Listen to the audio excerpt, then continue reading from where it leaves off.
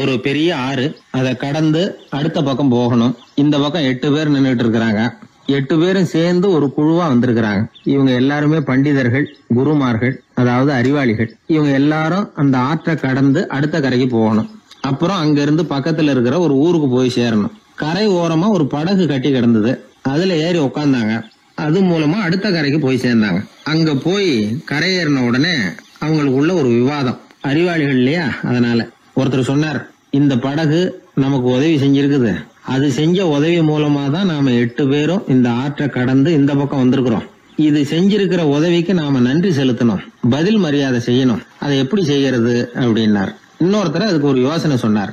நமக்கு உதவி செஞ்சிருக்கிற இந்த படகுக்கு மரியாதையும் நன்றியும் செலுத்துகிற முறையில அதை நாம எல்லாரும் நம்ம தலைமையில சுமந்துகிட்டு போறதுதான் நியாயம். ஏன்னா நம்ம அது சுமந்தது இல்லையா, அதுக்கு பதிலா நாம அதை சுமக்கணும். அதுதான் சரியான நன்றியா இருக்கும் அப்படின்னார். இதுதான் சரியான யோசனைன்னு எல்லாரும் ஒத்துக்கிட்டாங்க. அவ்வளவுதான். உடனே அந்த படகை தூக்கி தலையில வச்சுக்கிட்டு 8 பேர் நடக்க ஆரம்பிச்சிட்டாங்க.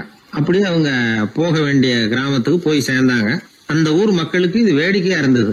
ஆச்சரியமா அவங்கள பார்த்தாங்க. ஏங்க, எதுக்காக இப்படி செய்யறீங்க அப்படின்னு கேட்டிருக்கிறாங்க. படகுங்கிறது மனிதர்களை கரை சேர்க்கறதுக்காகத்தானே இருக்குது. நாம அதை எதுக்காக சுமக்கணும்? அதை ஆற்றங்கரையிலேயே விட்டுட்டு வந்திருக்கலாமே அப்படின்னாங்க. இதுக்கு அந்த 8 பேர்ல ஒருத்தர் சொன்னாராம், என்ன இப்படி சொல்றீங்க? உங்களுக்கு நன்றி உணர்வே கிடையாதா? நீங்க நன்றி கேட்டவங்களா இருக்கிறீங்க, நாங்க நன்றி உடையவர்களா இருக்கிறோம். நன்றி உடைமை அப்படின்னா என்னன்னு எங்களுக்கு தெரியும். அதனாலதான் எங்களை கரை சேர்த்த படகுக்கு நாங்க நன்றி செலுத்துறோம். இந்த படகு எப்பவும் எங்க தலைமையிலதான் இருக்கும் அப்படின்னார். இது புத்தர் சொன்ன ஒரு கதை. வழி இருக்கு பாருங்க, அதையே முடிவுன்னு நினைச்சு வாழ்நாள் பூரா புடிச்சுக்கிட்டு மனிதர்கள் துன்பப்படுறாங்க அப்படிங்கறது அவருடைய கருத்து. ஒரு மனிதன் ஜபம் பண்றான், வழிபாடு பண்றான், அது மூலமா ஒரு விழிப்புணர்வு கிடைச்சுட்டுதுன்னு வச்சுக்கோங்க. அதுக்கப்புறம் எதுக்கு அந்த ஜபமும் வழிபாடும்? தூக்கி எறிஞ்சிட வேண்டியதானே. ஆனா மனுஷன் அப்படி பண்றது இல்ல. வழிபாட்டையே லட்சியமா வச்சுக்கிட்டு அதையே கெட்டியா புடிச்சுக்குவான். அந்த ஜபத்துக்கு அவன் ஒரு கைதி ஆயிடுறான். அதனால அதை விட்டுட்டு அவனால வெளியில வர முடியல. வழிபாடு மூலமா சாதிச்சுடலாம் அப்படின்னு நினைக்கிறது தப்பு அப்படிங்கிறார் ஓஷோ. ஜபம்ங்கிறது ஒரு முள். காலில் குத்துன முள்ள எடுக்கிறதுக்கு இன்னொரு முள்ள பயன்படுத்துறோம். முள்ள எடுத்தாச்சு, அப்புறம் என்ன? 2 முள்ளையும் வீசி எறிஞ்சிட வேண்டியது தானே. 2 முள்ளுக்குமே இனிமே பிரயோஜனம் இல்ல. பழைய முள் இருந்த இடத்துல புதிய முள்ள குத்தி வச்சா வலிதான் தொடரும். அப்படி செய்யறவன் முட்டாள். ஆனா இப்படிப்பட்ட முட்டாள்களுக்கு உலகத்துல பஞ்சமே இல்லைங்கிறார் அவர். அதனால வழிபாடு, ஜபம் அப்படின்னு எல்லாம் சொல்றோமே, அதையெல்லாம் கூட விழிப்புணர்வோட பயன்படுத்தணும். நம்ம ஆள் ஒருத்தன், அவன் என்னன்னா காலில் ஒரு முள்ள தைச்சுக்கிட்டான், இன்னொரு முள்ளால அதை எடுத்துக்கிட்டு இருக்கிறான். ரொம்ப நேரமா முயற்சி பண்ணிட்டு இருந்தான். கடைசியா அப்பாடா எடுத்தாச்சு அப்படின்னு சொல்லிவிட்டு மறுபடியும் முள்ள எடுக்க ஆரம்பிச்சான். என்னப்பா இது, அதுதான் முள்ள எடுத்துட்டிய, அதுக்கப்புறம் என்னத்துக்கு முயற்சி பண்ணிட்டு இருக்கிறேன்னு கேட்டாங்க. இதுக்கு அவன் சொல்றான், ஏற்கனவே தச்சிருந்த முள்ள எப்பவோ எடுத்துட்டேன், அதை எடுக்கிறதுக்காக உபயோகப்படுத்திக்கிட்டு இருந்தேனே இன்னொரு முள்ளு, அது இப்ப உள்ள மாட்டிக்கிட்டு இருக்குது, அதனாலதான் மறுபடியும் முதல்ல இருந்து ஆரம்பிக்கிறேன் அப்படின்னா. இப்படி வாழ்க்கையில முதல்ல இருந்து ஆரம்பிக்கிறவர்களும் அதிகம், முதல்லயே இருந்துகிட்டு இருக்கிறவங்களும் அதிகம். வாழ்க்கையில படிப்படியா முன்னேறணும், வாழ்க்கையை புரிஞ்சுக்கிட்டு முன்னேறணும். அதுக்கு இந்த பெரியவர்கள் சொல்லுகிற தத்துவத்தை எல்லாம் சரியா புரிஞ்சுக்கிட்டு அது பிரகாரம் நாம நடக்கணும். ஒரு பெரிய இடத்து பொண்ணு நிறைய படிச்சிருக்கிறா, பட்டங்கள் எல்லாம் வாங்கியிருக்கிறா, வேலைக்கு எதுக்கும் போகல, அதுக்கு அவசியமும் இல்லை, வசதியான குடும்பம். அந்த பொண்ணுக்கு பொழுதுபோக்கு என்ன தெரியுமா? பத்திரிகை படிக்கிறது, தொலைக்காட்சி பார்க்கறது, வானொலி கேட்கறது, இதுதான் பொழுதுபோக்கு.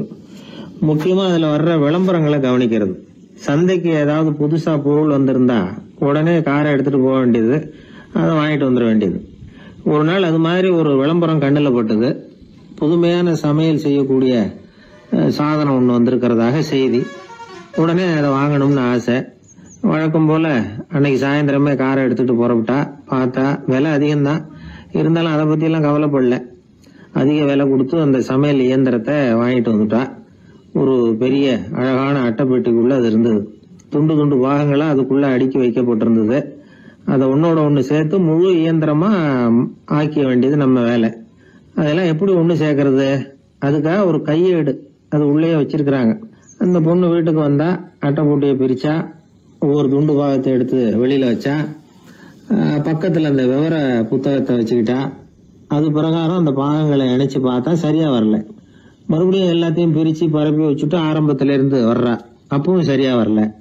சரி, நேரம் அந்த கடைக்கு போய் அங்கிருந்தே ஒரு ஆளை அழைச்சிட்டு வந்துருவோம் அப்படின்னு சொல்லி காரை எடுத்துட்டு அவ புறப்பட்டா. கடையில இருந்து ஒரு ஆளை கையோட அழைச்சிட்டு வந்தா. 2 பேரும் வந்து சேர்ந்தாங்க. அங்க அவங்களுக்காக ஒரு ஆச்சரியம் காத்துக்கிட்டு இருக்கு வீட்டுல.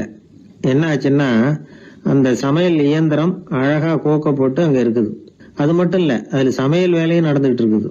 யார் அதை பண்ணது? அவளுக்கு ஆச்சரியம். சமையல் வேலை செய்கிற பணிப்பெண் அங்க வந்தா, வேலை செய்யறவோ, நான் தான் அதை செஞ்சேன்னா. அந்த பொண்ணுக்கு படிக்க தெரியாது, பள்ளிக்கூடத்துக்கே போனதில்லை, சமைக்க தெரியும், அவ்வளவுதான். படிப்பறிவு இல்லாத காரணத்தினால அந்த குறிப்பு புத்தகத்தையும் அவளால படிச்சிருக்க முடியாது. எப்படி இதை பொறுத்தனே அப்படின்னு ரொம்ப ஆச்சரியமா கேட்டாவோ, அந்த விவரம் தெரியாத பொண்ணு, பணி பொண்ணு சொல்றா, படிப்பறிவு இல்லாத போது மூளையை பயன்படுத்த வேண்டிய கட்டாயம் ஏற்படுது, வேற ஒண்ணும் இல்லை அப்படின்னாலாம். படிப்பு மூலமா அறிவை சேகரிச்சுக்கலாம், புத்திசாலித்தனத்தை சேகரிக்க முடியாது. தகவல் அறிவுங்கிறது ஞானம் ஆகாது அப்படின்னு சொல்லுவாங்க. அதுதான் இதுல முக்கியம். நம்மளும் ஒருத்தன் ரயில்ல பிரயாணம் பண்ணா, ராத்திரி பூரா பயணம், முடிஞ்சதும் பார்த்தா அவன் பொட்டியே காணல, யார திருடிட்டு போட்டாங்க. அதுக்காக அவன் கவலைப்படணும்ல, கவலைப்படல, சிரிச்சுக்கிட்டு இருக்கிறான். எதிரில் இருந்தவர் கேட்டார், ஏங்க பெட்டியை அவனோ எடுத்துட்டு போட்டானே, அதுக்காக கவலைப்படலையா நீங்க அப்படின்னார். நான் எதுக்காக கவலைப்படணும், அதோட சாவி என்கிட்ட தானே இருக்கு அப்படின்னு நானா. இவன் தந்தியை விட வேகமா போகக்கூடியது எது அப்படின்னு கேட்டார் ஒருத்தர். வதந்தின்னார் இன்னொருத்தர். அவர் அப்படி சொன்னதுல ஒன்னும் தப்பு இல்ல. வதந்தி வேகமா பரவறதுக்கு என்ன காரணம்?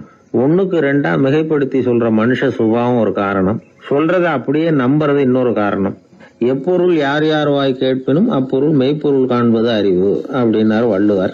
யாரு எதை சொன்னாலும் அதை அப்படியே நம்ப கூடாது, அறிவு வேலை செய்யணும். அதுல எந்த அளவுக்கு உண்மை இருக்குது அப்படின்னு கண்டுபிடிக்கணும். முக்கியமான பொறுப்புல உள்ளவங்களுக்கு எல்லாம் இது ரொம்ப முக்கியமா தேவைப்படுகிற ஒரு தகுதி. ஒரு நாட்டுல ஒரு சாதாரண ஆள் ஒருத்தன் இருந்தான், அவங்கிட்ட ஒரு கழுதை இருந்தது, ரொம்ப பிரியமா வளர்த்தான். அவனுக்கு அது ரொம்ப நெருக்கமான நண்பன். வேற மனுஷங்க யாரும் கிடைக்கல போல இருக்குது. அந்த கழுதைக்கு கந்தர்வசேனன் அப்படின்னு பேர் வச்சான். அந்த பேரை சொல்லிதான் அவன் அதை கூப்பிடுறது வழக்கம். அவ்வளவு பிரியமா வளர்த்த அந்த கழுதை ஒரு நாள் திடீர்னு செத்து போச்சு. எப்படி இருக்கும் அவனுக்கு? ரொம்ப சங்கடப்பட்டான், சாப்பிட கூட பிடிக்கல. அவனுக்கு முகத்தை மூணு வச்சுக்கிட்டு அவன் பாட்டு உட்காந்துருக்கிறான். இந்த நேரம் பார்த்து அவனுக்கு வேண்டியப்பட்ட ஒருத்தன் அந்த பக்கமா வந்தான். அவனை பார்த்தான். ஏன்டா அப்படி உட்காந்துருக்கிற அப்படின்னு கேட்டான். கந்தர்வசேனன் செத்து விட்டதா சொல்லி குலுங்கி அழ ஆரம்பிச்சுட்டான் இவன். கந்தர்வசேனன் யாருன்னு கேட்டான் இவன். அப்படி கேட்ட உடனே அவன் இன்னமும் சத்தம் போட்டு ஒவ்வொன்னு கத்த ஆரம்பிச்சுட்டான். துக்கம் அதிகமாயிட்டுது.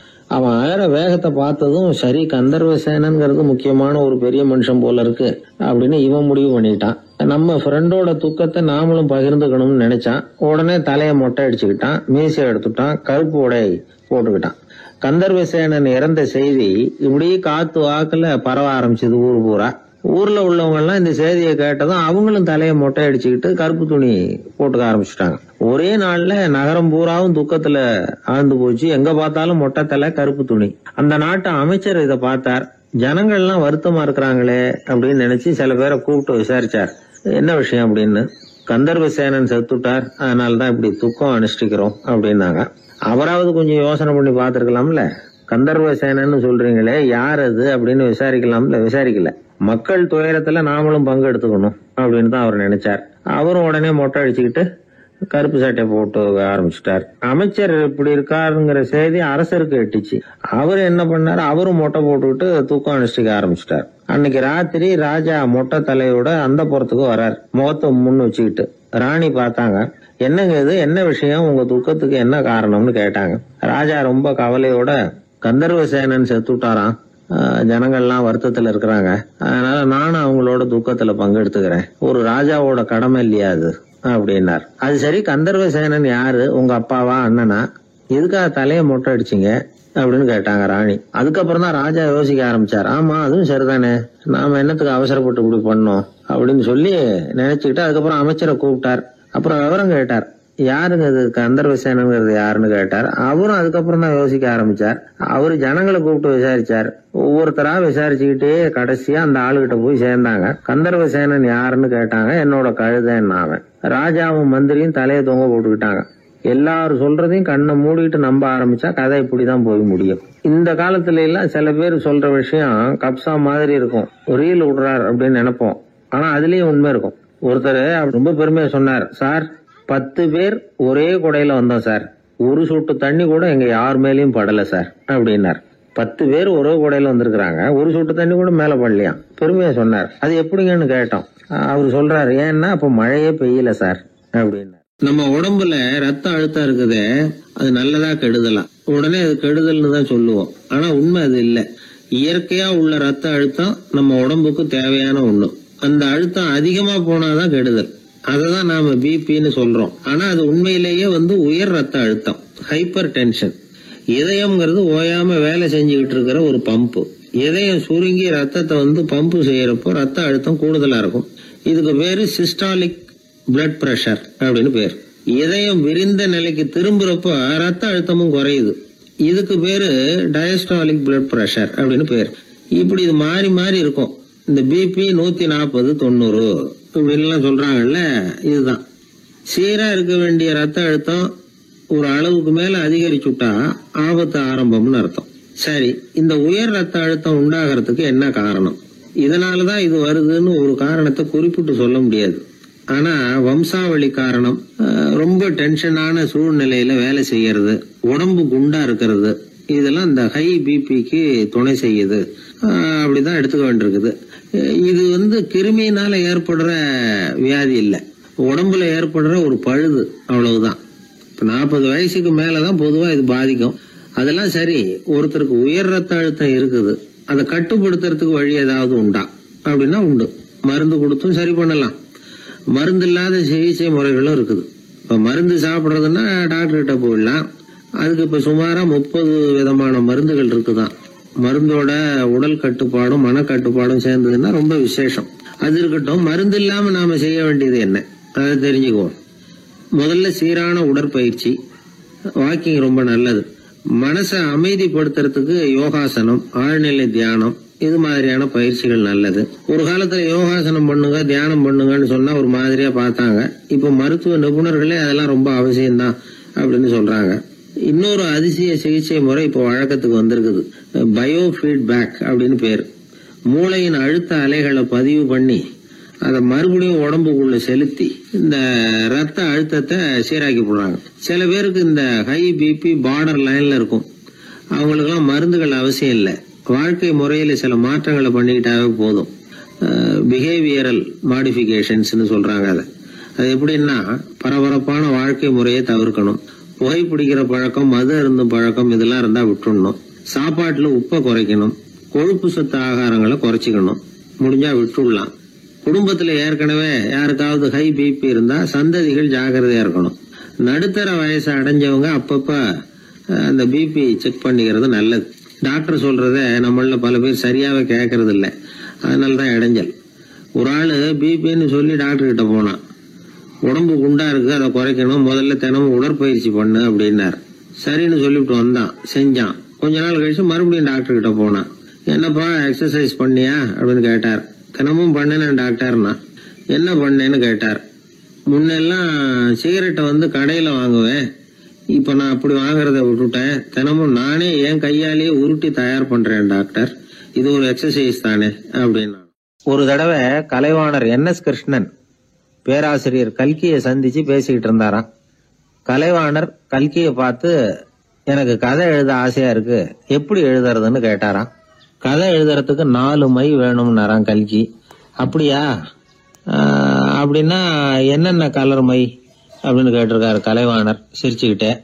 நான் சொன்னது கலர் மை இல்ல, அது வேற மை. அதாவது கதை எழுதுறதுக்கு தேவைப்படுகிற 4 மை எதுன்னா, 1 திறமை, 2 பேணாமை, 3வது தனிமை, 4வது பொறுமை அப்படின்னாராம். உடனே கலைவாணர், உங்க யோசனை அருமை அப்படின்னாராம். அதுதான் கலைவாணர். பொதுவா எழுத்தாளர்கள் எழுதுற மாதிரி நடந்துக்கிறது இல்ல. ஆனா கலைவாணர் என்ன சொல்லுவாரோ அதே மாதிரி நடந்துக்குவார். எல்லாருக்கும் எல்லாம் கிடைக்கணுங்கிற கருத்தை சினிமா படங்கள்ல வலியுறுத்துவார். அதே மாதிரி நடைமுறை வாழ்க்கையிலேயே எல்லாருக்கும் எல்லாமும் கொடுப்பார். பணம், பதவி, புகழ் இப்படி எதுவுமே இல்லாத ஒரு சாதாரண மனுஷனா இருந்தா கூட இவர் மனுஷனுக்கு கொடுக்கற மரியாதையில கொஞ்சமும் குறைச்சல் இருக்காது. இந்த குணம் சாதாரணமா எல்லாருக்கும் இருக்கிறது இல்ல. அவரு சினிமா தியேட்டருக்கு போய் சினிமா பாக்குறது வழக்கம். அவரு வந்திருக்கிறாருங்கிறது தெரிஞ்சா போதும், வெளியில பிச்சைக்காரங்க கூடிடுவாங்க. இது அவருக்கு தெரியும். வெளியில நம்மளை நம்பி ஒரு கூட்டம் காத்துக்கிட்டு இருக்குமேன்னு நினைப்பார். உடனே ஒரு 100 ரூபா நோட்டை கொடுத்து சில்லறையா மாத்திட்டு வர சொல்லுவார். படம் முடிஞ்சு வெளியில வர்றப்போ சில்லறையோட வருவார். எல்லாருக்கிட்டையும் கொடுத்துருவார். ஏன்னா எல்லாரும் தேடிட்டு வருவாங்க அவரை. என்ன எல்லாரும் சௌக்கியமா இருக்கிறீங்களா அப்படின்னு பிரியமா விசாரிப்பார். ஏதோ ரொம்ப நெருங்கின சொந்தக்காரங்களை விசாரிக்கிறது மாதிரி விசாரிப்பாரு. தன்கிட்ட இருக்கிற சில்லறையை எல்லாருக்கும் சமமா பிரிச்சு கொடுத்துட்டு தான் அங்கிருந்து புறப்படுவார். ஒரு நாள் அது மாதிரி புறப்படுற சமயத்துல ஒரு சின்ன பையனுக்கு சில்லறை எதுவும் கிடைக்கல கொடுக்கறதுக்கு. இது கலைவாணருக்கு தெரியாது. கார்ல ஏறி புறப்பட்டு போயிட்டார். அந்த பையன் காரை புடிச்சுக்கிட்டு பின்னாடியே ஓடியாந்துருக்கிறான். ஐயா, நீங்களே இல்லைன்னு சொன்னா நான் என்ன பண்றது? இன்னைக்கு பட்னி தான், அம்மாவுக்கு வேற உடம்பு சரியில்லை அப்படின்னு கத்திக்கிட்டே ஓடியாந்தானா. கலைவாணர் கவனிச்சுட்டார். உடனே காரை நிறுத்த சொன்னார். இறங்கினார். அந்த சின்ன பையனை கட்டி பிடிச்சிக்கிட்டு என்ன மன்னிச்சுக்கப்பா, நான் கவனிக்காம வந்துட்டேன் அப்படின்னு சொல்லி அழ ஆரம்பிச்சுட்டாராம். இன்னொரு தடவை இதே மாதிரி ஒரு தியேட்டர்ல இருந்து வெளியில வந்திருக்கிறார். ஒரு ஆள் அவர்கிட்ட வந்து நின்றுருக்கார். அவர் கொடுக்கறதுக்கு இவர்கிட்ட பணம் இல்ல. பணம் இல்லையாப்பா அப்படின்னாராம். உங்ககிட்டயே இல்லையா அப்படின்னாராம் அவரு. கலைவாணருக்கு மனசு ரொம்ப சங்கடமா போச்சு. உடனே புறப்பட்டு வீட்டுக்கு போனார். அங்க இங்க தேடி பார்த்து அங்க இருந்த கொஞ்ச நெஞ்ச சில்லறையை எடுத்தார். காரு டிரைவரை கூப்பிட்டார். தியேட்டர் வாசல்ல நின்றுகிட்டு இருந்த ஆசாமியோட அங்க அடையாளங்களை சொன்னார். காரை எடுத்துட்டு போய் அந்த ஆளை கண்டுபிடிச்சு இந்த காசை கொடுத்துட்டு வா அப்படின்னு அனுப்பி வச்சாராம். பிச்சை போடுறதுக்காக காரை அனுப்புனதாக வேற யார பத்தியாவது நீங்க கேள்விப்பட்டிருக்கிறீங்களா? அவர் ஒரு வித்தியாசமான மனிதர், வித்தியாசமான கலைஞர். கலைவாணரோட சகோதரர் கல்யாணம் நடந்தது. அதுல தியாகராஜ பாகவதர் கச்சேரி முடிஞ்ச உடனே அதுல சம்பந்தப்பட்ட கலைஞர்களுக்கெல்லாம் கலைவாணர் பரிசுகள் கொடுக்கிறார். அந்த கச்சேரியில கடம் வாசிச்சவருக்கு மட்டும் மத்த எல்லாருக்கும் கொடுத்ததை விட பெருசா ஒரு வெள்ளி கோப்பையை பரிசா கொடுத்தாராம். மத்தவங்களுக்கு எல்லாம் சின்னதா கொடுத்துட்டு கட வித்துவானுக்கு மட்டும் பெருசா பரிசு கொடுக்குறீங்களே ஏன்னு கேட்டிருக்கிறாங்க. அதுக்கு கலைவாணர் விளக்கம் கொடுத்தாராம். இப்பெல்லாம் ரயில்ல கூட்டம் அதிகங்கிறது உங்களுக்கு எல்லாருக்கும் தெரியும். இந்த வித்வான் இவ்வளவு பெரிய மண்பானைய ரயில்ல ரொம்ப பத்திரமா உடையாம ரொம்ப தூரத்துல இருந்து கொண்டு வந்திருக்கிறாரே, அது என்ன சாமான்யமான காரியமா? அவரோட அந்த சாமர்த்தியத்தை பாராட்டுறதுக்காக தான் அவருக்கு இவ்வளவு பெரிய பரிசு அப்படின்னா. ஒரு மனிதன் கோபப்படும் பொழுது அவனை நல்லா கவனிச்சு பாருங்க. ஏதாவது ஒரு மிருகத்தின் சாயல் அவன் முகத்துல தெரியும். முகம் அழகா இருக்கிறது எப்போ? அவன் புன்னகையோட இருக்கிறப்பதான். கோபமா இருக்கிறப்ப முகம் அழகா இருக்காது. சார் கோபத்துல இருக்கார், இந்த கோபம் குறையறதுக்குள்ள ஒரு போட்டோ எடுத்துருங்க, அழகா இருக்கும் அப்படின்னு யாரும் சொல்றது இல்ல. போட்டோ எடுக்கிறவர் கூட எடுக்கிறதுக்கு முன்னாடி முகத்தை கொஞ்சம் சிரிச்ச மாதிரி வச்சுங்க சார் அப்படின்னு தான் சொல்லுவார். முகத்தை கொஞ்சம் கடுகடுப்பா வச்சுங்க சார், அப்பதான் நல்லா அமையும் அப்படின்னு சொல்லுவாரு. ஒரு உண்மை என்ன தெரியுமா? கோபம் மனசையும் கெடுக்கும், உடம்பையும் கெடுக்கும். கோபப்படுகிறவர்களின் ஆயுள் காலம் குறைகிறது அப்படிங்கிறது விஞ்ஞான உண்மை. சிரிக்கிறவங்க ஆயுள் காலம் அதிகரிக்கிறது அப்படிங்கறதும் விஞ்ஞான உண்மை. கோபப்படுறவங்களை யாரும் விரும்புறதில்ல. கோபப்படுற அப்பா அம்மா கிட்ட பிள்ளைங்க நெருங்காது. கோபப்படுற அதிகாரிகள் கிட்ட ஊழியர்கள் நெருங்க மாட்டாங்க. கோபப்படுற வாத்தியார்கிட்ட பிள்ளைங்க நெருங்குறது இல்ல. அவன் எப்ப பார்த்தாலும் வள்ளு வள்ளுன்னு விழுவான். அதனால எப்போ அவன் பக்கத்திலேயே இருக்கணும்னு ஆசைப்படுறேன் அப்படின்னு ஒருத்தன் சொன்னா அவனை இவன் வேடிக்கை பார்க்க ஆரம்பிச்சுட்டான் அப்படின்னு அர்த்தம். சரி, இந்த கோபம் எதனால வருது? இயலாமையினாலதான் வருதான். இப்ப நீங்க நினைக்கிறத நிறைவேற்றக்கூடிய சாமர்த்தியம் உங்ககிட்ட இல்லைங்கிறப்போ அது கோபமா வெளிப்படுது, அவ்வளவுதான். திறமை உள்ளவன் கோபப்பட வேண்டிய அவசியமே இல்லை. ஒரு உண்மையான கவிஞன் கிட்ட போய் ஒரு கவிதை எழுதி கொடுங்க அப்படின்னு சொன்னா அவன் உடனே எரிச்சல் அடையக்கூடாது. எரிச்சல் வந்தா அது அவனுடைய இயலாமையை காட்டுது. சிற்பி சிலை செதுக்கிறதுக்கு கோபப்படக்கூடாது. ஒரு அதிகாரி சொன்னார், நீங்க சொல்றதெல்லாம் சார் தான் சார், இருந்தாலும் கோபப்படலைன்னா வேலை நடக்காது சார், அதனாலதான் தினமும் ஆபீஸ்ல கத்திட்டு கிடக்குறேன் அப்படின்னாரு. ஆனா உண்மை என்ன தெரியுமா? கத்துறதுனால கத்துறதுதான் நடக்குமே தவிர காரியம் நடக்காது. வேலை நடக்கிறது மாதிரி ஒரு பாவனை நடக்கும், அவ்வளவுதான். தவறு செய்கிறவர்களுக்கு தண்டனை கத்துறது மட்டும் இல்ல, திட்டு வாங்குற யாரும் தான் செஞ்சது தவறுதான் அப்படின்னு ஒத்துக்கிறது இல்ல. அத அவங்க உணர்றதும் இல்ல. அப்படி இருக்கிறப்போ திட்டுறதுனால என்ன பிரயோஜனம்? திட்டுறது நோக்கம் என்ன? திட்டு வாங்குறவங்க திருந்தணும்ங்கிறது தானே. நோக்கம் நிறைவேறாதுன்னா எதுக்காக கத்தணும்? திட்டுறது மூலமாவே ஒருத்தனை திருத்த முடியும்னா திருடுறவனை எல்லாம் கூப்பிட்டு கொஞ்ச நேரம் திட்டி போயிட்டு வாப்பா, இனிமே நீ திருந்திவிட்ட அப்படின்னு சொல்லி வச்சுடலாமே. இதுல நாம முக்கியமா புரிஞ்ச வேண்டியது என்னன்னா, கோபம்ங்கிறது நாம அடுத்தவங்களுக்கு கொடுக்கிற தண்டனை இல்ல, அது நமக்கு நாமே கொடுத்துக்கிற ஒரு தண்டனை. அடுத்தவங்களை திருத்துறதாக நினைச்சுக்கிட்டு நம்ம நாமே கெடுத்துக்கிற ஒரு முயற்சி. நம்ம மனசு கெட்டு போகுது, நம்ம உடம்பு கெட்டு போகுது, அதுதான் கண்ட பலன். நம்ம ஆள் ஒருத்தன் சொன்னா, நான் கோபம் வந்துட்டுதுன்னா அதை மனிதர்கள் மேல காட்ட மாட்டேன் சார், அவங்கள திருத்த முடியாதுன்னு எனக்கு தெரியும் அப்படின்னா. வேற என்ன பண்ணுவேன் அப்படின்னு கேட்டேன். பாத்திரங்கள் பேர்ல காட்டுவேன், வீட்டுல இருக்கிற பாத்திரங்களை எல்லாம் எடுத்து வெளியில வீசி எறிவேன் அப்படின்னா. அதனால கோபம் குறைஞ்சுதா அப்படின்னு கேட்டாங்க. எனக்கு குறைஞ்சுது, ஆனா எதிர்த்த வீட்டுக்காரனுக்கு அதிகமாயிட்டுதுன்னு நானும். அது எப்படிறான்னு கேட்டிருக்காங்க. நான் எனக்கு கோபம் வந்த உடனே நேரம் அவங்க வீட்டுக்குள்ள போய் அங்க இருக்கிற பாத்திரங்களை தான் எடுத்து வெளியில வீசி எறிகிறேன் அப்படின்னா. ஒரு வெளி தேசத்துல இருந்து ஒருத்தர் நம்ம நாட்டுக்கு வந்தார். இங்க ஒருத்தர் அவரை அன்பா கூப்பிட்டு உபசரிச்சார். ஒரு ஆரஞ்சு பழத்தை அவர்கிட்ட கொடுத்தார். கொடுத்து சாப்பிட சொன்னார். அவர் அதை வாங்கினார். அதை அப்படியும் புரட்டி பார்த்தார். அவருக்கு ஒன்னும் புரியல. ஏன்னா அவர் தேசத்துல அது இல்ல போல இருக்கு. என்ன செய்யறதுன்னு அவருக்கு ஒன்னும் புரியல. அப்படியே கடிச்சு பார்த்தார். கசப்பா இருந்தது. தூக்கி எறிஞ்சுட்டார். அதை ஏன் தூக்கி எறிஞ்சுட்டீங்கன்னு கேட்டாரு இவர். கசக்குது, அதை எப்படி சாப்பிடுறது அப்படின்னாரு அவரு. அது அப்படி சாப்பிடக்கூடாது, மேல உள்ள தோலை எடுத்து எரிஞ்சுடணும், இனிப்பான பகுதி உள்ள இருக்குது அப்படின்னு விவரம் சொன்னார் இவர். இப்படி சொன்னவர் ஒரு யோகி. வாழ்வின் வெளிப்பக்கத்திலேயே இருந்துகிட்டு இருந்தா கசப்பான பிரச்சனைகளையே சந்திக்க வேண்டியிருக்கும்.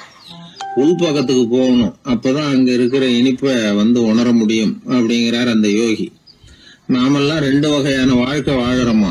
மேலோட்டமான வெளிப்படையா உள்ள வாழ்வுங்கிறது ஒண்ணு, உள்ளார்ந்த வாழ்வுங்கிறது ஒண்ணு.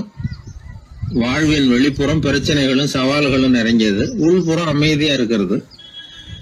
இந்த உள்பக்கத்துலதான் மகிழ்ச்சியான வாழ்வுக்கு தேவையான புதையல் இருக்குதான். யாரு கண்டா அந்த புதையலை? ஆழ்நிலை தியானம் எல்லாம் பண்றாங்கல்ல, அது எதுக்காக? அந்த புதையலை கண்டுபிடிக்கிறதுக்கு தான்.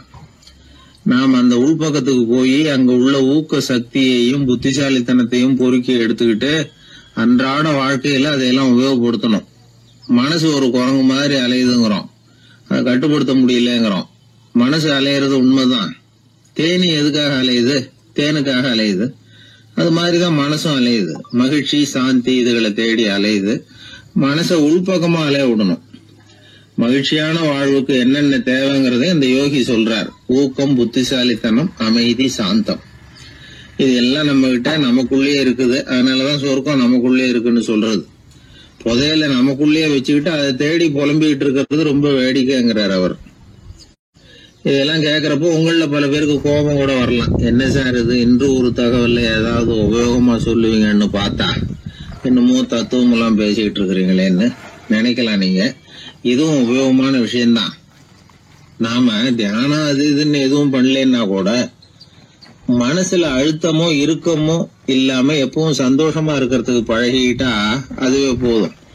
ஏன்னா மன இறுக்கத்தினாலேயே ஏகப்பட்ட நோய்கள் வருதான். பெருவாரியான உடம்பு கோளாறுகளுக்கு வாழ்க்கையின் விரக்தியாலேயும் தோல்விகளாலேயும் ஏற்படுற மன இறுக்கம்தான் காரணம்ங்கிறது மருத்துவ ஆராய்ச்சி முடிவு. நான் இறுக்கம் இல்லாம இருக்கிறதுக்கு தான் பிரியப்படுறேன், இந்த சமூகம் அதுக்கு இடம் கொடுக்கலையே, என்ன பண்றது அப்படிங்கிறது சில பேரோட கேள்வி. இந்த சமூகத்தை சரி செய்ய வேண்டியது நாம தான். நம்மளை சரி பண்ணிக்க வேண்டியது நாம தான். நான் சரியா இருக்கிறேன், சமூகம் சரியில்லைன்னு அத ஒதுக்கி பிரயோஜனம் இல்லை. ஒரு குடும்பஸ்தர், அவர் மனசுல எப்பவும் டென்ஷன். அவர் டென்ஷன் இல்லாம இருக்கிறதுக்கு பழகிக்கிட்டார். அதுக்கப்புறமா அவர் சொல்லுவார், நான் ஒன்னும் ஆழ்நிலை தியானம்லாம் பண்ணல, இருந்தாலும் என் மனசு எப்பவும் அமைதியா தான் இருக்குது. இவ்வளவுக்கும் எங்க வீட்டுல தினமும் என் சம்சாரத்துக்கும் எங்க அம்மாவுக்கும் சண்டை நடந்துகிட்டே தான் இருக்கும் அப்படிம்பார். அது சரிங்க, உங்க அம்மா ஒரு பக்கம், உங்க மனைவி ஒரு பக்கம், அவங்க 2 பேரும் சண்டை போடுறப்போ நீங்க எந்த பக்கம் இருப்பீங்க அப்படின்னு கேட்டார் ஒருத்தர். அந்த சமயம் நான் வீட்டுக்கு வெளிப்பக்கம் இருப்பேன் அப்படின்னார் அவர். அங்க ஒரு முனிவர் இருந்தார். சுவாமி, என்ன ஆசீர்வாதம் பண்ணுங்க, எனக்கு ஏதாவது புத்தி சொல்லுங்க அப்படின்னா அவர் ஆசீர்வாதம் பண்ணார். அதுக்கப்புறம் சொன்னார், மகனே, நீ எந்த காரியத்தை செஞ்சாலும் செய்யறதுக்கு முன்னாடி ஒரு தடவை அதனால ஏற்படக்கூடிய விளைவுகளை நல்லா யோசிக்கணும். உன் மனசுக்கு அது சரின்னு தெரிஞ்சா மட்டும் அதை செய்யணும் அப்படின்னார். அரசன் அவர் சொன்னதை அப்படியே மனசுல வாங்கிக்கிட்டான். அவர் காலடியில விழுந்து வணங்கினான். 100 பொற்காசுகளை அவர் காலடியில வச்சுட்டு திரும்பணும். அமைச்சர் இதை கவனிச்சார். என்ன இது, நம்ம அரசர் இவ்வளவு ஏமாளியா இருக்கிறாரு, இந்த ஒரு சாதாரண யோசனை சொன்னதுக்கு 100 பொற்காசுகள் கொடுத்துட்டாரு. அமைச்சர் இப்படி நினைக்கிறது அவர் முகத்தை பார்த்ததுமே அரசனுக்கு புரிஞ்சுட்டுது. இருந்தாலும் அதை பத்தி ஒன்னும் கேட்டுக்கல. 2 பேரும் திரும்பி அரண்மனைக்கு வந்து சேர்ந்தாங்க. அதுக்கப்புறம் அந்த அரசன் என்ன பண்ணான் தெரியுமா? காட்டுல முனிவர் சொன்ன அந்த புத்திமதியை ஒரு கல்லுல கல்வெட்டா செதுக்கணும். தன்னுடைய அறையில எல்லாரும் கண்ணிலையும் படும்படியாக அப்படி ஒரு இடத்துல பதிச்சு எல்லாரும் பாக்குறது மாதிரி பண்ணிவிட்டான். இப்போ அந்த அமைச்சருக்கு ஆச்சரியம், என்ன இது, நம்ம மன்னருடைய அறியாமையை புரிஞ்சுக்கவே முடியலையே, இத போய் கல்லுல செதுக்கி வைக்கணுமா, பேர்பட்ட அறிவுரையாது அப்படின்னு நினைச்சார். கொஞ்ச நாள் ஆச்சு. ஒரு நாள் அந்த மன்னருக்கு கடுமையான வயிற்று வலி. உடனே அரண்மனை வைத்தியரை கூப்பிட்டார். அவர் வந்து சேர்ந்தார். மன்னரை சோதிச்சு பார்த்தார். கொஞ்ச நேரம் இப்படியே படுத்துருங்க, நான் எங்க வீட்டுக்கு போய் இதுக்கு பொருத்தமா ஒரு மருந்து தயார் பண்ணிட்டு வரேன் அப்படின்னு சொல்லிட்டு ஓடினார். மருந்தோட திரும்பி அவர் வந்த சமயத்துல மன்னர் ஒரு கட்டில்ல கண்மூடி படுத்திருக்கிறார். பக்கத்துல யாரும் இல்ல. வைத்தியர் வந்தார். ஒரு சின்ன கோப்பையில கொஞ்சம் மருந்தை ஊத்தினார். அப்படியே அங்க சுத்தி முத்தி பார்த்தார். ஏதோ ஒரு பொடியை வந்து அதுல கலந்தார். கலந்து எடுத்துக்கிட்டு மன்னரை நெருங்கினார். கொஞ்சம் யோசனை பண்ணார். அப்புறம் திரும்பி போனாரு. கையில இருந்த மருந்து அப்படியே கீழே கொட்டிட்டு வந்தார். அந்த கோப்பையை நல்லா கழுவி சுத்தம் பண்ணி விட்டு மறுபடியும் கொஞ்சம் மருந்தை ஊத்திட்டு வந்தார். அதுக்கப்புறம் மன்னா அப்படின்னு சொல்லி மெதுவா கூப்பிட்டாரு. இவர் எழுந்திருச்சார். அப்புறம் இவரு சொன்னார், மன்னர் வைத்தியரே, நான் வந்து கண்ணை மூடிக்கிட்டு இருந்தாலும் அப்பப்ப கவனிச்சுக்கிட்டு தான் இருந்தேன். முதல்ல எதையோ கலந்தீங்க, அப்புறம் அதை கொட்டிவிட்டு வேற என்ன விஷயம், உண்மையை சொல்லுங்க அப்படின்னு மிரட்டினார். வைத்தியர் மிரண்டு போட்டார். அப்படின்னு மன்னருடைய காலில் விழுந்தார். அதுக்கப்புறம் உண்மையை சொன்னார். மகாராஜா, உங்களுடைய படை தளபதி உங்களை கொல்றதுக்காக சதி பண்ணார். விஷம் கலந்து கொடுக்கும்படியாக சொன்னார். வெகுமதி நிறைய தர்றேன்னார். நானும் சரின்னு சொல்லிவிட்டு இங்க வந்தேன். அவர் கொடுத்த விஷப்புடிய மருந்துல கலந்தேன். எடுத்துக்கிட்டு உங்ககிட்ட வந்தப்போ எதிரில நீங்க வச்சிருக்கிற அந்த கல்வெட்டு வாசகம் கண்ணுல போட்டது. எந்த காரியத்தை செஞ்சாலும் அதோட விளைவுகளை பத்தி யோசிக்க சொல்லிச்சு அந்த வாசகம். யோசனை பண்ணுனேன். என் உயிருக்கே ஆபத்துங்கிறத புரிஞ்சுக்கிட்டேன். உடனே திரும்பி போய் அதை கொட்டி கழுவி விட்டு வேற நல்ல மருந்தா ஊத்திக்கிட்டு வர்றேன் அப்படின்னார். இப்ப அந்த மன்னர் அமைச்சரை கூப்பிட்டார். பாத்தீங்களா, இந்த புத்திமதிய அன்னைக்கு நீங்க அலட்சியமா நினைச்சீங்க, இன்னைக்கு அதுதான் என் உயிரை காப்பாத்தி இருக்குது அப்படின்னார். அமைச்சர் தலையை குனிஞ்சுக்கிட்டாராம். அதனால பெரியவர்கள் நமக்கு சொல்ற புத்திமதி சாதாரணமா தான் தெரியும். அதுக்காக நாம வந்து அதை அலட்சியம் பண்ணிடக்கூடாது. இந்த காலத்துல ஒருத்தன் ஒரு சாமியார் கிட்ட போனா ஒரு 1000 ரூபாய அவர் காலடியில வச்சுட்டு திரும்பி வந்தான். எதுக்கு அதுன்னு கேட்டேன். இன்னைக்கு நான் இந்த அளவுக்கு நல்லபடியா இருக்கிறதுக்கு அவர் தான் காரணம். ஏற்கனவே ஒரு தடவை இவர்கிட்ட வந்து புத்தி சொல்லுங்கன்னு கேட்டேன், மாட்டேன்னு விட்டார். அன்னைக்கு அவர் ஏதாவது எனக்கு புத்தி சொல்லி நான் அது பிரகாரம் நடந்திருந்தேன்னா இன்னைக்கு நான் வீணா போயிருப்பேன்.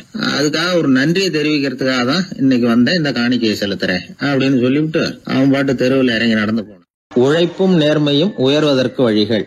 அதை விட்டுட்டு உட்கார்ந்த இடத்துல இருந்துகிட்டே உயர போகணும் அப்படின்னு ஆசைப்படக்கூடாது. பல பேர் அப்படிதான் கற்பனை பண்றாங்க. அந்த கற்பனையிலேயே பாதி வாழ்க்கை ஓடி போடுது. உழைப்புங்கிற வழியையும் நேர்மைங்கிற வழியையும் ஒதுக்கிவிட்டு குறுக்கு வழியில ஓட நினைக்கிறவங்க குப்புற விழுந்துடுறாங்க. எந்த தொழிலை நாம செய்தாலும் சரி, அந்த தொழிலுக்குரிய பெருமையை நாம புரிஞ்சுக்கிட்டு அதுல ஈடுபடணும். அப்படி இல்லாம என்ன சார் பொழப்புது, இந்த தொழிலை மனுஷன் செய்வானா அப்படி புலம்பிக்கிட்டு இந்த தொழிலையே செஞ்சுக்கிட்டு இருக்கிறவங்க நம்மள பல பேர் உண்டு. செய்யும் தொழிலே தெய்வம் அப்படின்னு சொல்றாங்கல்ல, அப்படி சொல்றது எதுக்காக? அந்த அளவுக்கு அதுல ஒரு ஈடுபாடு வேணுங்கிறதுக்காக தான். ஒரு பெரிய மலைப்பகுதி, அந்த மலை அடிவாரத்துல ஒரு சிற்பி உட்காந்து ஒரு சிலையை வடிச்சுக்கிட்டு இருக்கிறான். கையில ஒரு சின்ன உளிய வச்சுக்கிட்டு ஒரு பெரிய கருங்கல் பாறையை கொஞ்சம் கொஞ்சமா உடைச்சுக்கிட்டு இருக்கான். ஒரு சிற்பத்தை வடிக்கிறதுங்கிறது அவ்வளவு உன்னதமான ஒரு தொழிலா? எல்லாராலையும் முடியுமா அது? அப்படி இருந்தும் அந்த சிற்பிக்கு மன நிறைவில்லை. அவன் நினைக்கிறான், இந்த கடுமையான வெயில்ல உட்கார்ந்து வேலை செய்யறது எவ்வளவு கஷ்டம். நாம ஒரு சிற்பியா இருக்கிறதுனால தானே சூரியன் கடுமையான வெப்ப கதிர்களை நம்ம மேல வீசுறான். நாமளே அந்த சூரியனா இருந்துட்டா இந்த கஷ்டம் இருக்காதே. நம்மளை கஷ்டப்படுத்துறவன் நம்மளை விட வலிமை உள்ளவன். அதனால நாம அவனா மாறி விடுறதுதான் நல்லது அப்படின்னு அந்த சிற்பி யோசனை பண்ணான். அவன் எண்ணம் உடனே நிறைவேறிட்டுது. இயற்கைங்கிற மாபெரும் சக்தி அவனை ஒரு சூரியனா மாத்தி விட்டுது. சிற்பி இப்போ ஒரு சூரியனா மாறினான். இனிமே இந்த உலகத்துல நம்மளை விட வலிமை உள்ளவன் வேற யாரும் கிடையாது அப்படின்னு நினைக்க ஆரம்பிச்சுட்டான்.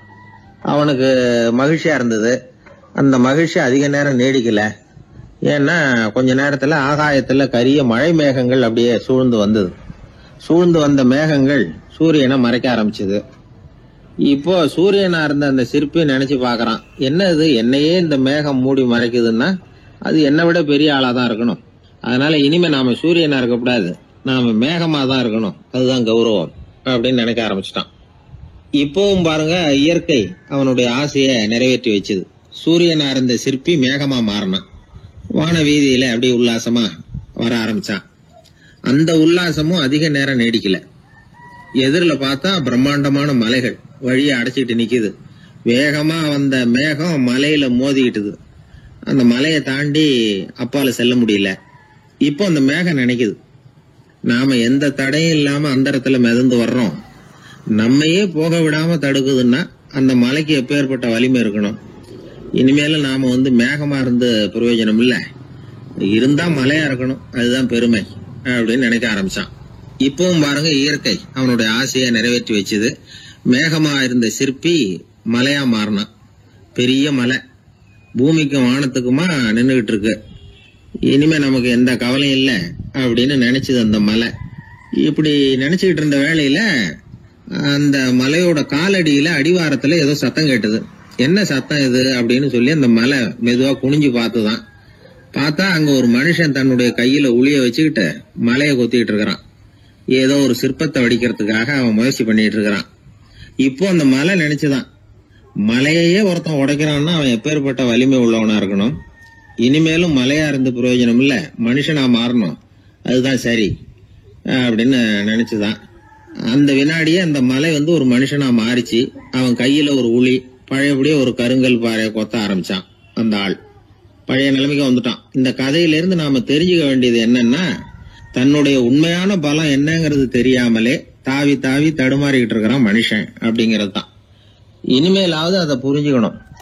நாம அதுவா மாறணும்னு நினைக்கிறது தப்பு, நாம இருக்கணும் அப்படின்னு நினைக்கிறது தான் உண்மை, அதுதான் சரி.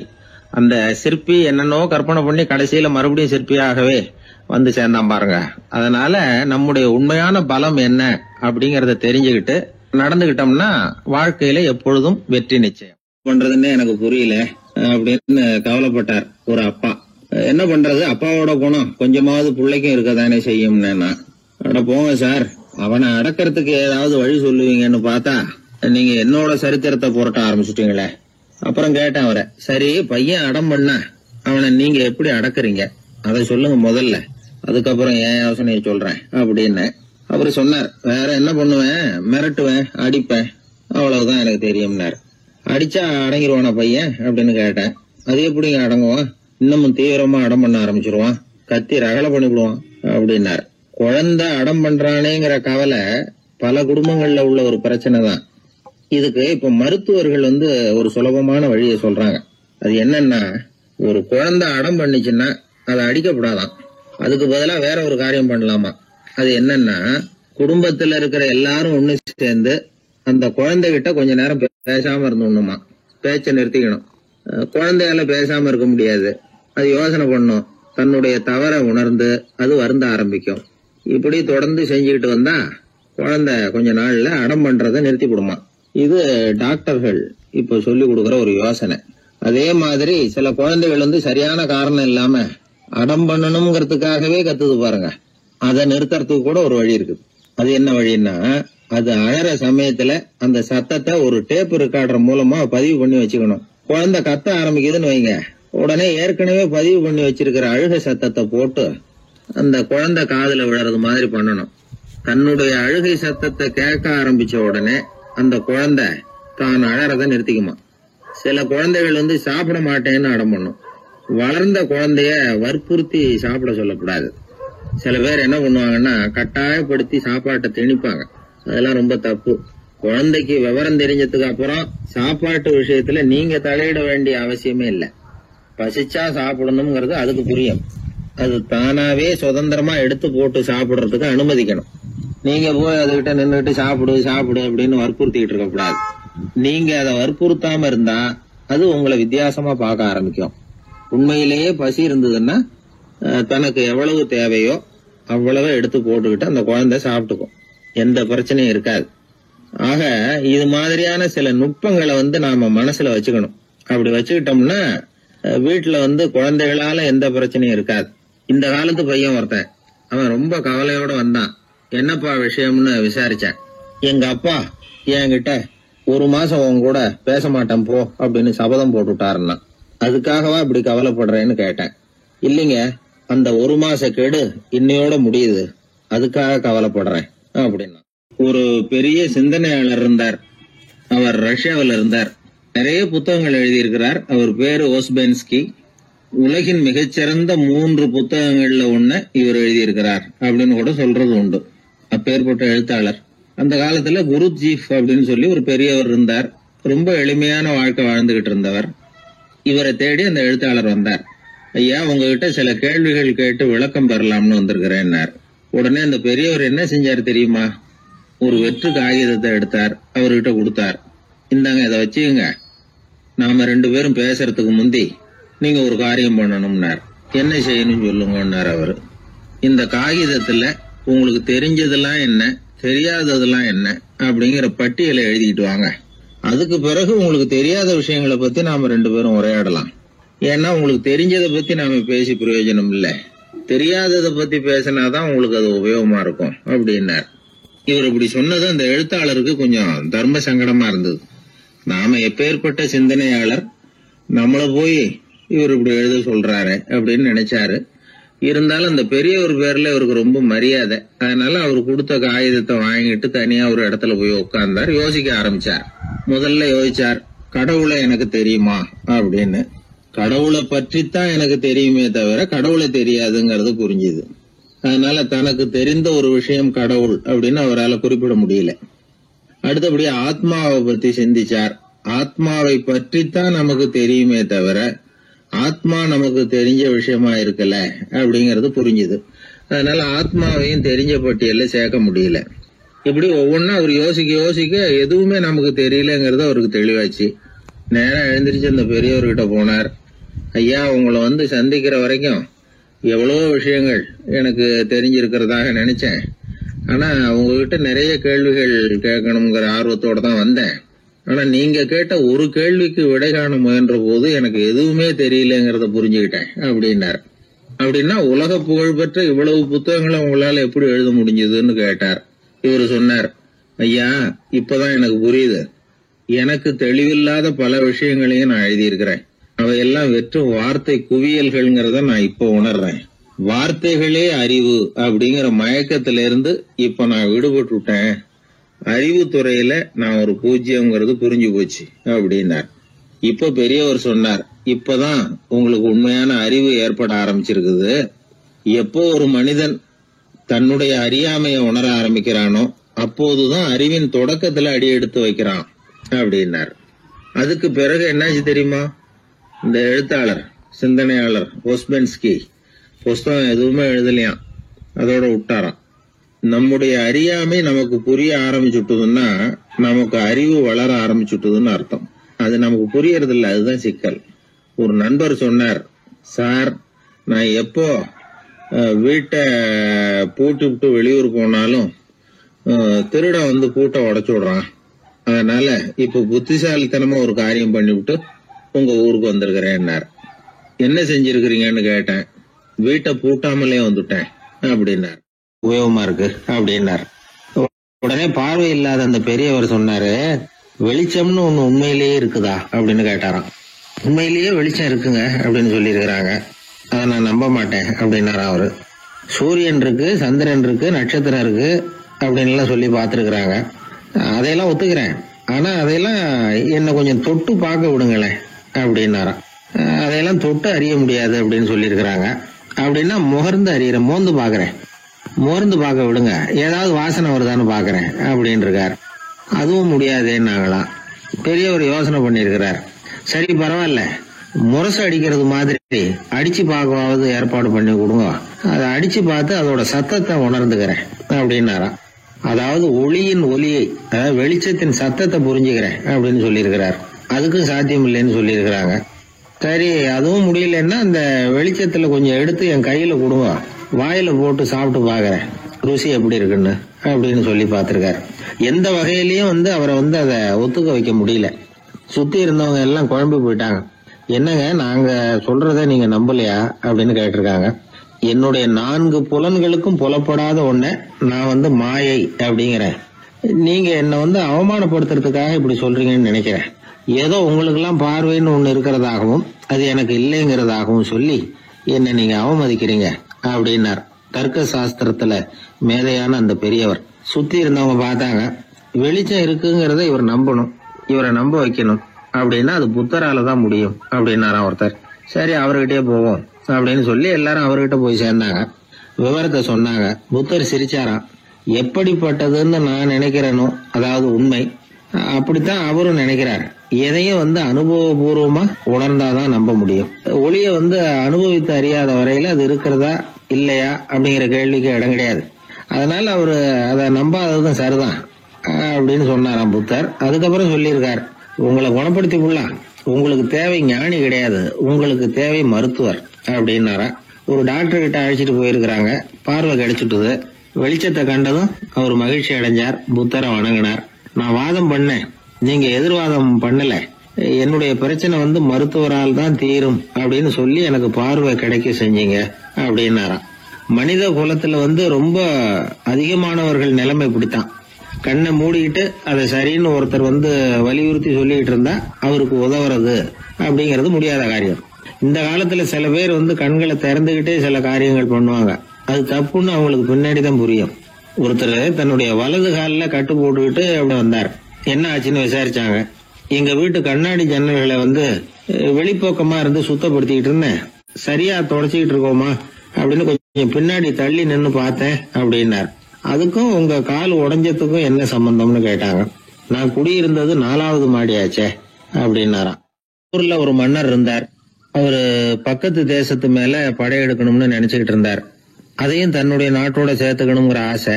எப்போ படையெடுக்கலாம்னு யோசிச்சுக்கிட்டு இருந்தார். இப்படி யோசிச்சுக்கிட்டு இருந்த சமயத்துல ஒரு பெரியவர் அவரை தேடிட்டு வந்தார். அவர் அடிக்கடி வருவார், அவர்கிட்ட பேசிக்கிட்டு இருப்பார். இப்போ அப்படித்தான் வந்தார்.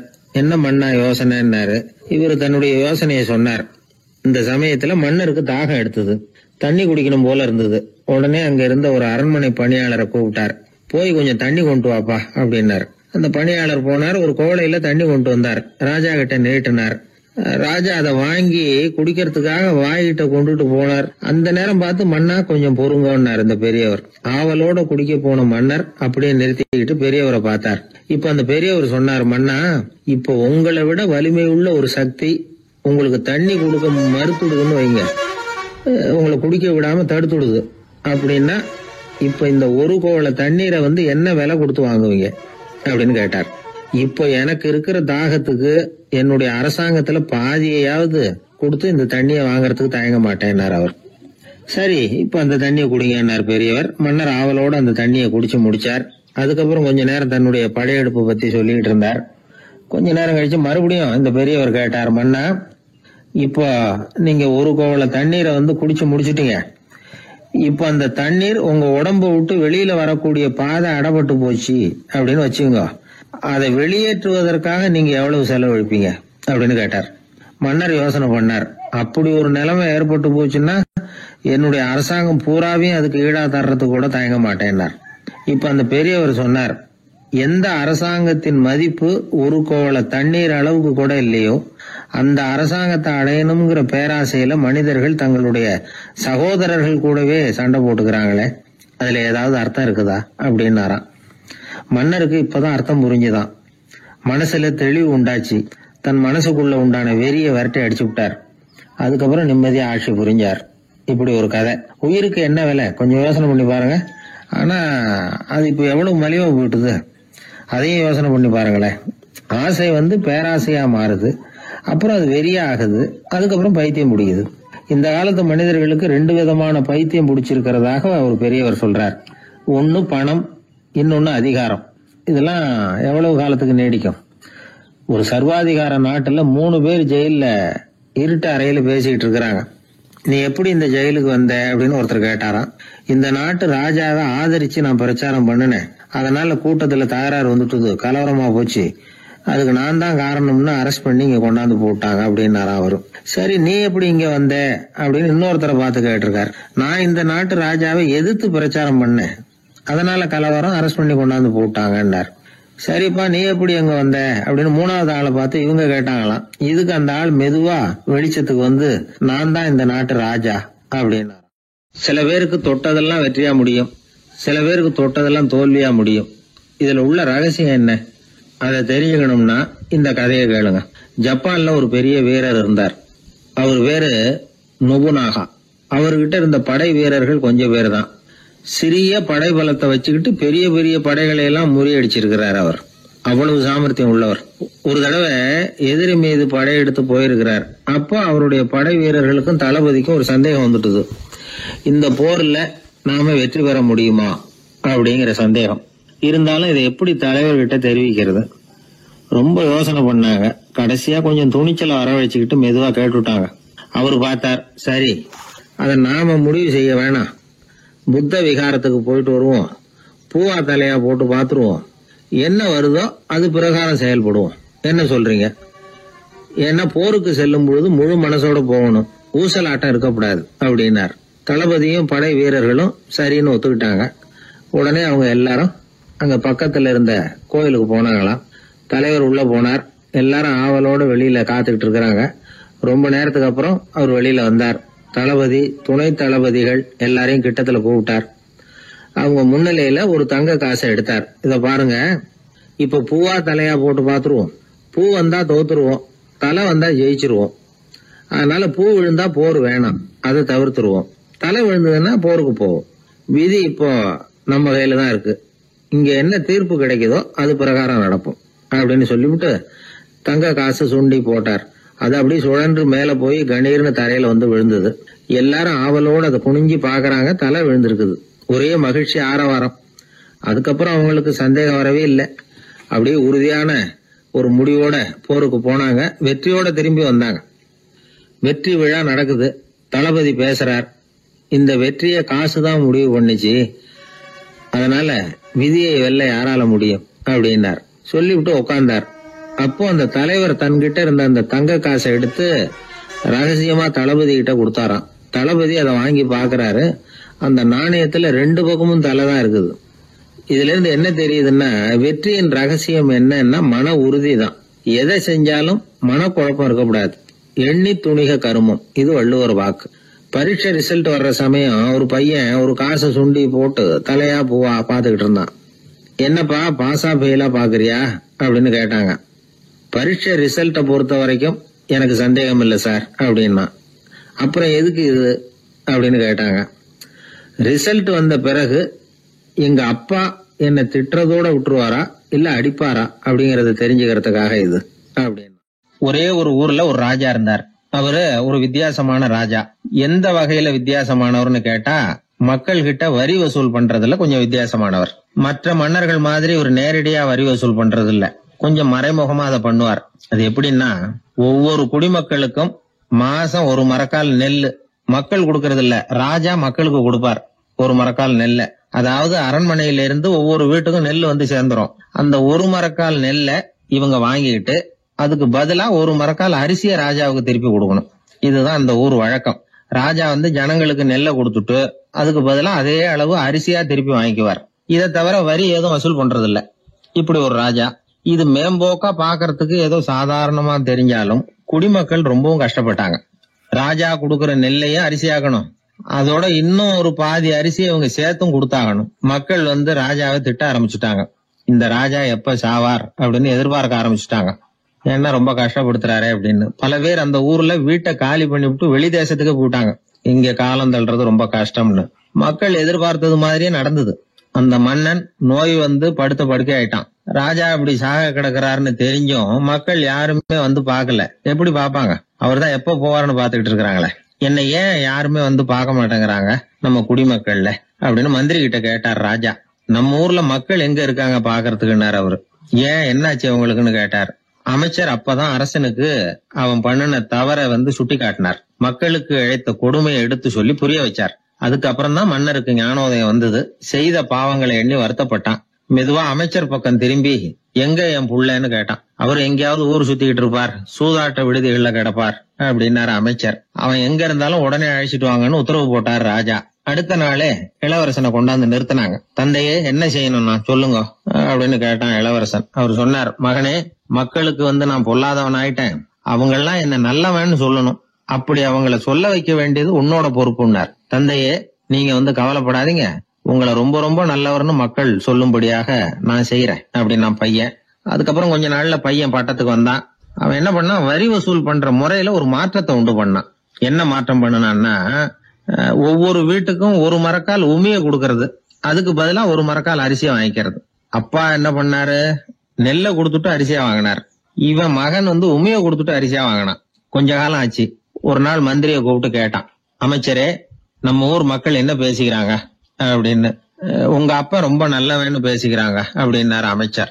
எப்படி இருக்கு பாருங்க, இவன் பண்ற கொடுமையில அப்பன்காரன் ரொம்ப நல்லவன் ஆயிட்டான். அதாவது இளவரசனை விட பழைய மன்னரே ரொம்ப நல்லவர், ரொம்ப பாதி கஷ்டம் தான் இது முழு கஷ்டம்ங்கிறது மாதிரி ஆயிட்டுது.